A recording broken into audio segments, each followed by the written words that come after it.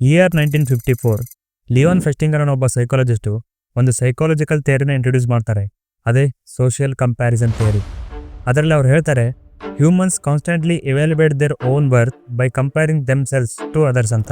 ಅದರ ಅರ್ಥ, ಮನುಷ್ಯ ತನ್ನ ಸ್ವಂತ ಸಾಮರ್ಥ್ಯನ ತಿಳ್ಕೊಳ್ಳೋಕೆ ತನ್ನನ್ನೇ ತಾನು ಇನ್ನೊಬ್ಬರ ಜೊತೆ ಕಂಪೇರ್ ಮಾಡ್ತಾನೆ ಅಂತ.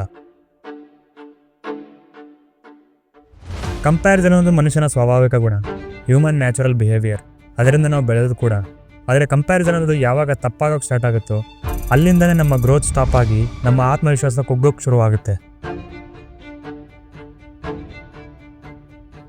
ನಮ್ಮೆಲ್ಲರೂ ಥಾಟ್ ಪ್ರೊಸೆಸ್ ಹೇಗಿದೆ ಅಂತಂದರೆ ಒಂದು ಸಣ್ಣ ಎಕ್ಸಾಂಪಲ್ ಕೊಡ್ತೀನಿ.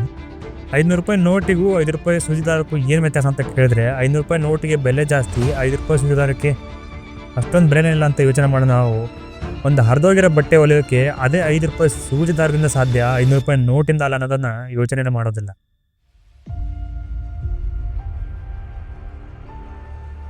ನಾವೆಲ್ಲರೂ ಯಾರೋ ಇನ್ನೊಬ್ಬರ ಜೊತೆ ನಮ್ಮನ್ನು ಕಂಪೇರ್ ಮಾಡ್ತಾ ಮಾಡ್ತಾ ಮಾಡ್ತಾ ಮಾಡ್ತಾ ನಮ್ಮನ್ನು ನಾವೇ ಬಿಟ್ಕೊಡ್ತಿದ್ದೀವಿ.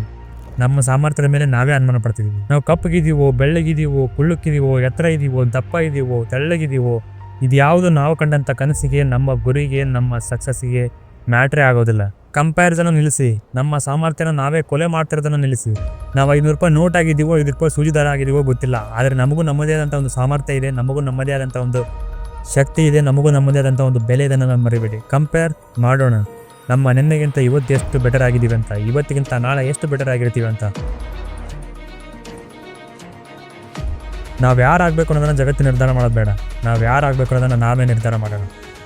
ನಮ್ಮ ಬದುಕಿನ ನಾಯಕ ನಾವೇ ಅನ್ನೋದಾದರೆ ಆ ನಾಯಕನ ಪ್ರತಿಯೊಂದು ಅಧ್ಯಾಯನೂ ಆ ನಾಯಕನಿಂದಲೇ ಬರೆಯಲ್ಪಡಲಿ.